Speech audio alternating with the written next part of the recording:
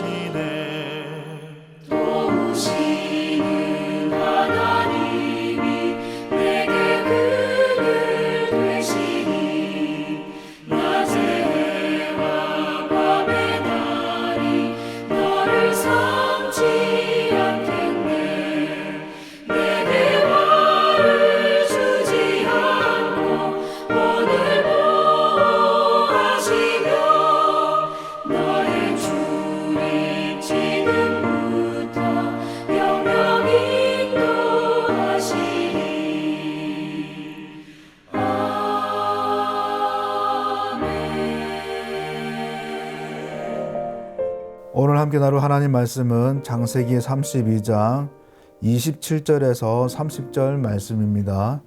창세기 32장 27절에서 30절까지 말씀입니다. 그 사람이 그에게 이르되 내 이름이 무엇이냐? 그가 이르되 야곱이니이다. 그가 이르되 내 이름을 다시는 야곱이라 부를 것이 아니요 이스라엘이라 부를 것이니 이는 내가 하나님과 및 사람들과 겨루어 이기었음이니라. 야곱이 청하여 이르되 하나님의 이름을 알려주소서. 그 사람이 이르되 어찌하여 내 이름을 묻느냐 하고 거기서 야곱에게 축복한지라. 그러므로 야곱이 그곳 이름을 브니엘이라 하였으니 그가 이르기를 내가 하나님과 대면하여 보았으나 내 생명이 보존되었다 함이더라. 아멘. 오늘도 하나님의 얼굴을 보고 또 하나님의 큰 인도하심이 있는 그런 하루가 되길 소망합니다. 여러분 오늘 본문은 우리가 너무나 잘 아는 내용이죠. 야곱의 인생에서 가장 역사적인 날이지 않았을까 생각이 듭니다. 엄청난 사건이 있었죠. 야곱의 이름이 바뀌었고 삶의 목적도 바뀌었고 인생의 방향이 바뀌는 그런 날이었습니다. 야곱의 이 고백처럼 하나님의 얼굴을 본 날이었고 하나님과 씨름한 날이었죠. 물론 허벅지에 이 관절이 부상을 입어서 평생 쩔뚝거리며 살아야 되겠지만은 그 쩔뚝거리는 발걸음을 하면 할수록 오늘 이 사건이 생생하게 기억됐을 거라고 생각이 듭니다.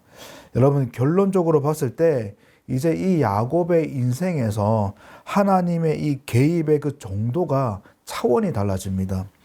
베델에서 만났던 이 하나님과 완전 다른 하나님으로 등장을 합니다. 베델은 약속을 주시고 또 야곱과 함께 하시는 하나님을 알려주시는 그 정도였다고 한다면은 지금은 함께 하시는 그 정도를 넘어서 야곱의 삶을 주관하겠다, 통치하겠다고 하시는 강력한 하나님을 알려주십니다. 여러분, 바뀐 야곱의 이 이름이 이스라엘인데 잘 알듯이 이제 이 야곱은 개인적인 의미의 이 존재적 의미의 이 정도의 이름으로 살아가는 것이 아니라 민족적인 의미, 공동체적인 의미를 가지고 품고 살아가게 되는 거죠. 그래서 품고 있는 이 이름의 의미의 차이와 또 규모와 정도의 이 차이는 완전히 달라집니다. 여러분, 그런데 이 이스라엘이라는 단어의 뜻이 뭐냐면은 하나님이 겨루신다, 하나님이 다스리신다는 뜻입니다. 하나님이 통치하신다는 뜻이죠.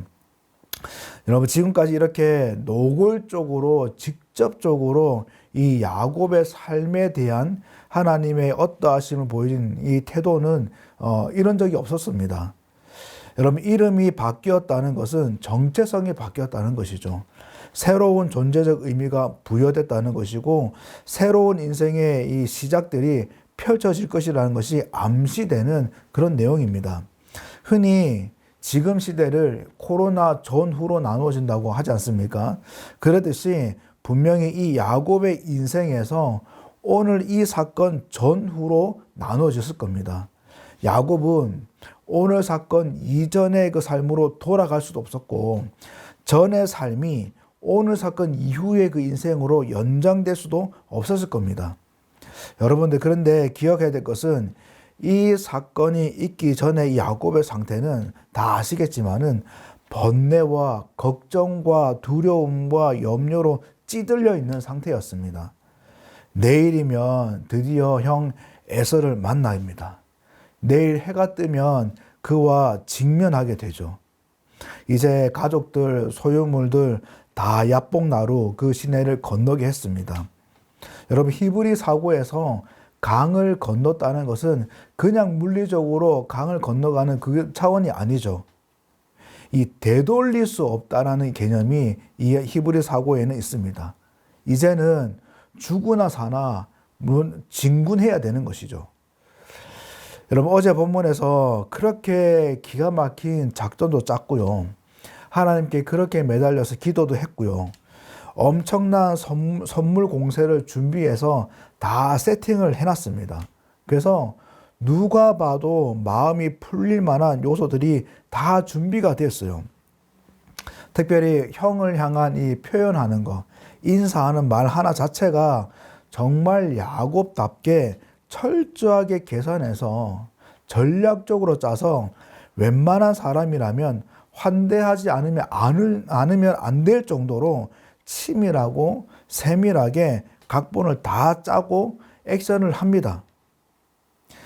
여러분, 그래서 형이 이 모든 것을 보고 환대를 해준다면, 아니 환대까지 아니더라도 마음이라도 풀린다면은 정말 좋겠는데, 만약 그렇지 않는다고 하면은 이제 형이 이끄는 이 400명의 군사가 자신은 물론이고 가족들을 몰살하게 하는 이 위험에 처하게 되는 거죠.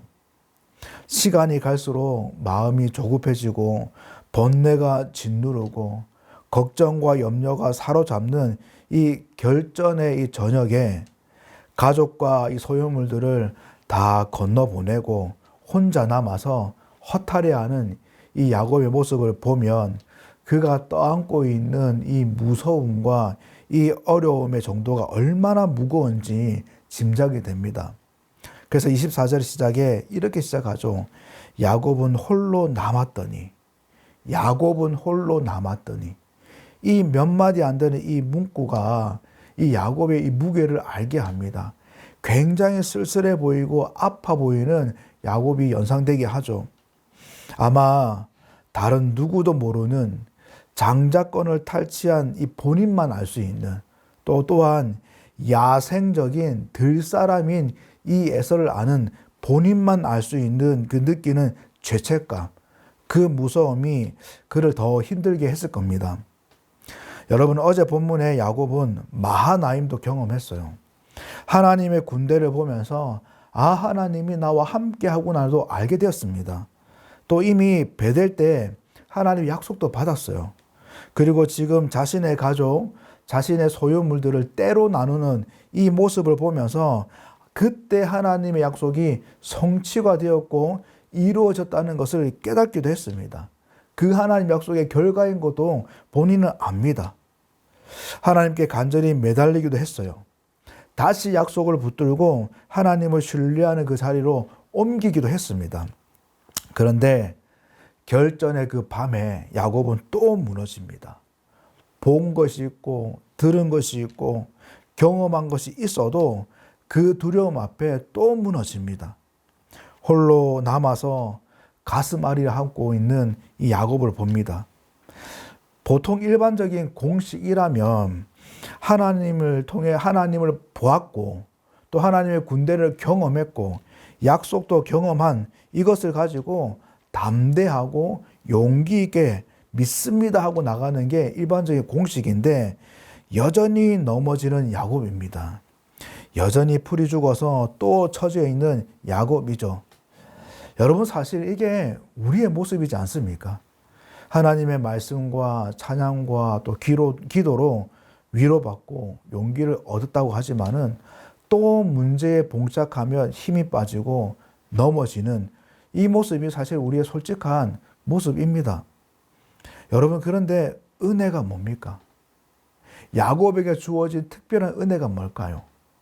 하나님이 다시 야곱을 찾아오셨다는 겁니다. 보셔서 아시겠지만은 여러분, 야곱의 이 씨름은 야곱이 씨름할 자를 찾아서 나서서 이렇게 한 씨름이 아닙니다. 야곱은 혼자 남아 있는데 사람이 찾아와서 하나님으로부터 기원된 그 존재가 찾아와서 이 야곱과 씨름하는 그 내용이죠. 여러분, 이스라엘이라 부를 것이니 이는 내가 하나님과 및 사람들과 겨루어 이겼습니다라고 말씀하십니다. 여기서 이 하나님과 및 사람들은 약간 번역이 깔끔하지 못한데 원어로 보면은 이런 번역입니다. 하나님의 사람이라고 하는 하나님의 속한 하나님의 소유된 사람들, 하나님으로부터 기원된 사람들이라는 뜻입니다. 여러분, 우리의 은혜가 뭘까요? 넘어질 때마다 하나님이 다시 찾아오신다는 겁니다. 말씀을 펴면 말씀을 통해 다시 찾아오시고 기도를 하면 내 속에서 역사하시는 그 성령님을 통해 다시 만나 주십니다. 하나님은 우리가 넘어졌다고 해서 무너졌다고 해서 너 안 되겠다, 너 더 이상 안 되겠다, 아웃 이런 분이 아니라 또 다시 찾아오시는 분이시라는 거죠. 또 다시 만나 주시는 분이시라는 겁니다. 다시 말씀을 주시고 다시 약속을 주시고 다시 그 하나님이 우리와 함께 하시는 것을 기억하게 하시는 다시 소망을 주시는 분이 우리 하나님이십니다. 여러분, 야곱이 잘한 것이 뭐냐면은 다시 찾아오시는 그 하나님을 다시 붙잡았다는 거예요.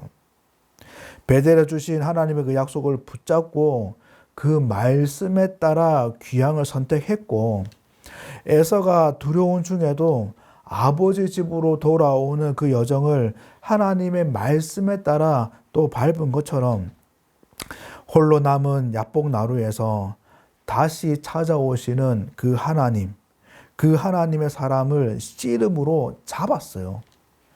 환도뼈가 부러져도 다리를 절어도 평생 장애인으로 살아도 그럴지언정 축복 주지 않으시면 못 놓겠습니다라고 하나님을 붙잡았습니다. 하나님 아니면 죽습니다는 심정으로 하나님을 다시 잡았던 거예요. 여러분, 우리가 기억할 것이 무엇입니까? 하나님은 우리를 포기하지 않으시지만은 우리도 하나님을 포기하면 안 된다는 거예요. 실수하고 넘어지는 것이 우리의 결론이 되어서는 안 됩니다. 다시 하나님을 잡는 것, 다시 하나님을 신뢰하고 다시 하나님을 포기하지 않는 것, 그것이 우리의 결론이 되어야 되는 거예요. 하나님께서 야곱의 이름을 물으십니다. 내 이름이 무엇이냐? 여러분, 이렇게 물으시는 것은 하나님이 그 이름을 몰라서 물으시는 게 아니죠. 야곱 스스로 생각하게 하는 겁니다. 스스로 이름의 뜻을 생각하게 해서 자신이 어떤 자였는지, 어떤 인생을 살았던 자인지를 깨닫게 하시는 거죠.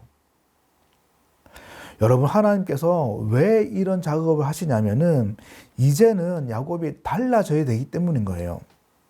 새롭게 출발하는 이 야곱을 스스로 깨닫게 하셔서 하나님의 이 새 이름, 하나님이 주시는 새 이름 붙들고 살아라고 하시는 그 의도이신 겁니다. 이스라엘, 야곱으로 살았던 인생을 청산하고 새 이름의 또 새로운 존재의 그 의미, 이스라엘로 살아갈 이 야곱의 새 출발하는 그 인생을 다시금 제시하시는 겁니다. 그 새로운 역사의 시작 앞에, 새로운 출발 앞에 야곱을 서게 하시는 거죠. 여러분, 이 모든 과정을 겪었을 때 야곱이 어땠을까요? 야곱이 하나님께 이름을 알려달라고 합니다. 무슨 의도로 야곱은 물어봤을까요? 여러분, 이름은 아무에게나 묻지 않죠. 이름을 묻는다는 것은 그 상대방이 나에게 의미 있는 자라는 것을 알려주는 거예요. 그 의미 있는 이름을 마음에 새겨서, 마음에 담아서 그 사람에 대한 의미를 계속해서 간직하고 내 속에서 발휘하도록 하는 겁니다. 아마 이 하나님의 사람, 하나님으로 기원된 이 존재의 이 존재를, 이 대상을 평생 기억하고 마음에 새기기 위해서 야곱은 물어봤을 겁니다. 여러분, 그것은 그만큼 오늘 이 사건이 야곱 본인에게 그만큼 상당한 의미 있는 사건이라는 거예요. 여러분, 이 이름을 물어봤을 때, 그리고 이 사건의 의미를 담았을 때 야곱의 성미에 온 가족에게, 만나는 모든 사람들에게 다 알려주고 간증하고 고백하고 증거하고 했을 겁니다. 여러분, 그래서 이름을 갖는다는 것은, 이름을 알고 있다는 것은 예전에 경험했던, 이름을 받았던 그때 그 사건이 연속된다는 겁니다. 과거의 사건이 그냥 지나간 사건으로 끝나는 것이 아니라 그때의 은혜, 그때의 의미, 그때의 가치, 그때의 감격이 이름을 소유함으로써 지금도 여전히 앞으로도 계속해서 그 의미가 발휘가 된다는 거예요. 그 강도와 정도가 그때나 지금이나 앞으로나 여전히 동일하고 여전히 영향력이 있어진다는 거죠. 여러분, 우리에게도 그렇게 새롭게 새겨진, 주어진 이름이 있습니다. 그것이 무엇이냐면 성도이죠. 그리스도인, 교회라는 이름입니다. 예수 그리스도의 그 십자가의 구원과 부활로 새겨진 그 이름, 그때 새겨진 그 사건의 이름이 2000년이 지난 지금도 여전히 효력이 일어나고 있고, 지금도 감격이 되고 있고, 지금도 그 의미와 가치가 여전히 살아가고 있는 이 이름인 거죠. 그렇게 살아가라고 도전을 하는 이름인 겁니다. 여러분, 야곱은 이스라엘이라는 이 새로운 이름을 입고 그 이름을 근거해서 그 사건의 현상을 장명합니다. 현장을 장명하죠. 브니엘, 하나님의 얼굴. 내가 하나님과 대면하여 보았으나 내 생명이 보존되었다. 원어의 표현을 보면 약간 다른데, 내가 하나님을 대면했기 때문에 내가 생명이 일어났다라는 이 의미입니다. 우리의 새로운 이름이 정말 온전히 빛나게 발휘될 때 우리가 살아가는 모든 현장 가운데에 브니엘이라는 이 이름이 새겨질 겁니다. 하나님의 얼굴, 하나님을 대면함으로 생명이 일어나는 그 역사가 우리 가운데에 가득하기 바랍니다. 여러분, 이쯤 되면 야곱이 에서를 바라보는 이 두려움이 이 야곱에게 살아있을까요? 신명기에 모세가 이스라엘 백성들에게 유언을 남기면서 가나안에 대한 이 두려움을 하나님을 향한 두려움, 그 경외함으로 이기라라고 권면합니다. 에서에 대한 두려움, 그것과 비교가 안 되는 거대한 하나님을 향한 두려움, 하나님을 향한 이 경외함 앞에선 야곱은 이제 에서에 대한 두려움은 아마 하찮은 것이 되었을 거예요. 야곱은 변했습니다. 발꿈치를 잡는 사람이 하나님을 붙잡는 사람이 되었고, 사람과 겨누고 싸우고 했던 자가 하나님과 씨름하는 자가 되었어요. 숨기고 속이고 빼앗아서 사람의 것을 쟁취하고 탈취하려는 그 자가 하나님의 그 다스림과 통치를 받아서 하늘의 것을 누리는 자가 되었습니다. 멀쩡했을 때, 그런데 속은 망가질 대로 망가져서 온갖 탐욕과 속임과 입에 발린 이 전술이 가득했던 멍들었던 이 속이 장이었던 자가 평생 절뚝거리며 발을 저리는, 겉으로는 장애의 삶을 살지만 그러나 속은 누구보다 하나님을 대면한 이 은혜 위에 서서 누구보다 넉넉하고 부여롭고 하나님으로 강건한 자가 되었습니다. 이 모든 것의 키는 두 가지이죠. 하나님의 찾아오심과 그 찾아오신 하나님을 붙잡는 것이었습니다. 사랑하는 성도 여러분, 이 두 가지 키가 저와 여러분들의 키가 되었으면 좋겠습니다. 그래서 이 두 가지의 메시지가 저와 여러분들의 삶에 풍성한 열매로 맺어지는 은혜가 있길 바랍니다.